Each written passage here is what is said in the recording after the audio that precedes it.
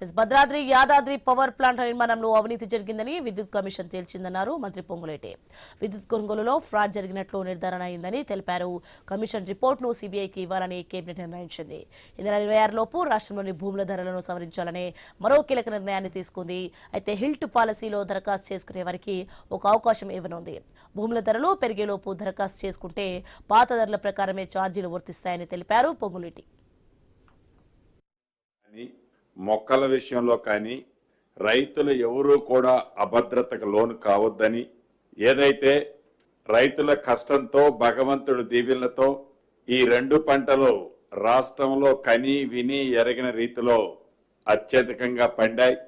ఈ పండిన పంటల్ని రాష్ట్ర ప్రభుత్వం ఇచ్చిన మాట ప్రకారం కొనుగోలు చేసే దాంట్లో ఒక్క అడుగు కూడా వెనక్కి వేయొద్దని, ఏవైతే గడిచిన 1 రోజు 2 రోజుల క్రితం నుంచి అకాల వర్షాల కారణంగా వివిధ ప్రాంతాల్లో రైతన్నలు కొన్ని ప్రాంతాల్లో ఇబ్బంది పడుతున్నమాట వాస్తవం.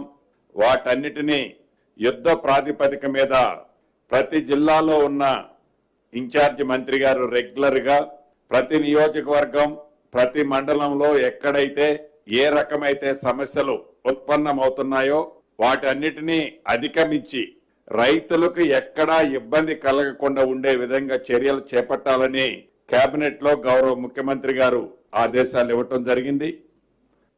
వరి విషయం